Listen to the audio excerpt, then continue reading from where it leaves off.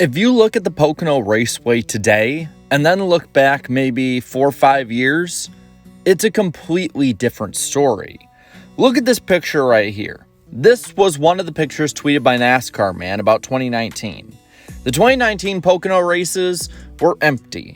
They were a shell of their former selves, a track that once held over 100,000 people per race was now looking like basically an ARCA race at the time. And it was looking like the track, an independently owned track, would be one soon for the chopping block if NASCAR could get the chance for it.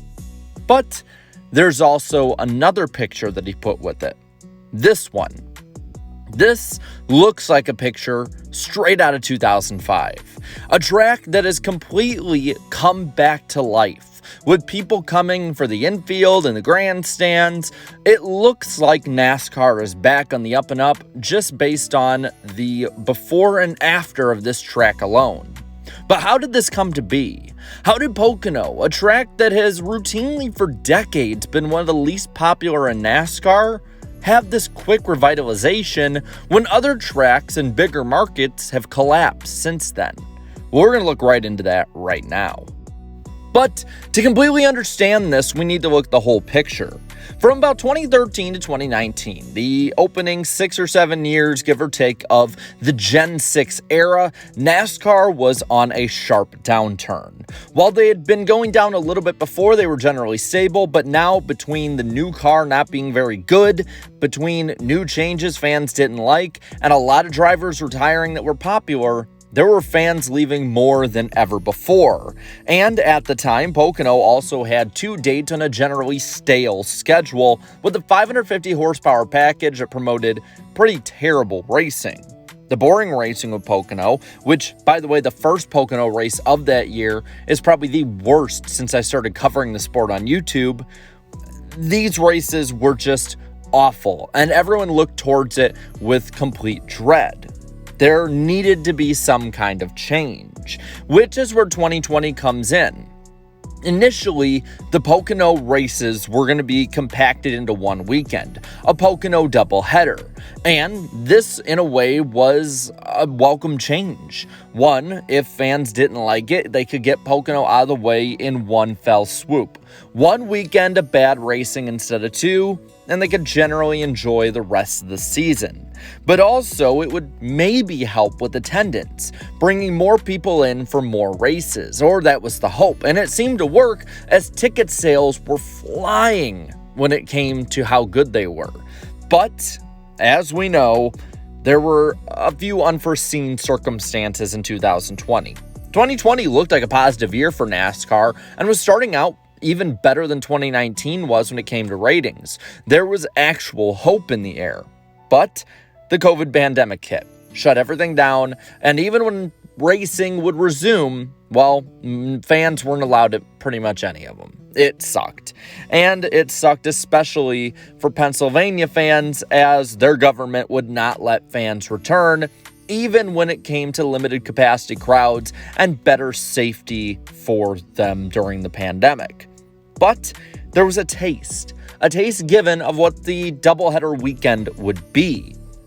It wasn't all that special when it came to racing. It was a little bit better maybe than the year before, but nothing anyone can really remember. But what it did was it showed the fans who were maybe thinking about coming to Pocono, wanted to come, or maybe had left in the past, what they were missing. It showed them, and this is, I think, the big part starting out that sparked it all off. It showed them why Pocono needed to be on the NASCAR schedule and why they needed to attend. So, come to 2021. The fans are back. Maybe not in full force because of the limited time of learning that fans could come back to when the event was, but they were still back at a level better than 2018 or 2019. The double was back again as well, and the first race had a banger finish, with Kyle Larson and Alex Bowman battling for the lead, and then one of the craziest finishes ever. This sold Pocono for many race fans, both at the track and at home. Pocono had a great finish, and even if the second race wasn't nearly as exciting, that first one would live on for years to come, including 2022. Unfortunately for a lot of Pocono fans, they went down from 2 races to 1 to open up spots on the schedule for other tracks. But with that one weekend, a huge crowd, the biggest estimated since 2011, 12, 13 range, would be showing up. And the estimates for those times were around 85 to 90,000 fans.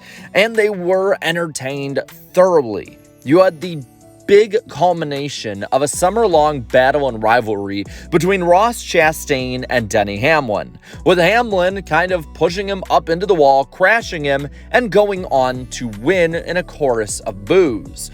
But unlike what happened in the most previous race since we recorded this video, Denny would lose the win with one of the biggest penalties in NASCAR history, as he and second place Kyle Busch would be DQ'd and put to last and second to last, and fan favorite Chase Elliott would get the win instead. Heading into 2023, with the next gen starting to race better than Gen 6 and some excitement over the last couple years at Pocono, it shouldn't be a surprise that Pocono got its biggest crowd in almost 15 years this past season, which estimates for that 2008 to 2011 era were all over 100,000. So while some will say there were only 50,000 there, if it's anything to the attendance estimates that people had before, there was over 100,000 people at this race. And what did they get? Great racing throughout, tons of chaos, and 2 rivalries. The lower card in Priest vs. LaJoie with a bit of yelling, and the high-level rivalry between Denny Hamlin and Kyle Larson, where Hamlin pulled the same move that he pulled on Chastain the year before on Larson and managed to hold off and get the win, not taken away this time, to again a chorus of boos. But there were storylines to talk about, and whether it was people at the track or at home, people were looking forward to Pocono for the next year. That's something I can't remember as a fan ever happening before. And I think it's because in a lot of ways, for another reason, is that fan interests have changed. Because of stage racing, we really don't get strategy races anymore. And I think that a lot of fans, more than were previously wanting this, like having strategy races instead of just crazy wreck 'em and crash 'em and restart 'em kind of races. And this is what we got. Add to this the increase in action along with it, and I think you have a great formula for a track that many are going to still want to have, well, one on the schedule, but on the schedule and upcoming and looked forward to for years to come. But that's just what I think. I think these are the reasons and the timeline for why Pocono is so loved now compared to when it definitely was not before. But now I want to hear from you. Do you like Pocono more now? Let me know down in the comments below. While you're at it, leave a like on this video, share this video, and subscribe to my channel for more great NASCAR content. Thank you so much to all my channel members for your continued support. And until next time, have a good one.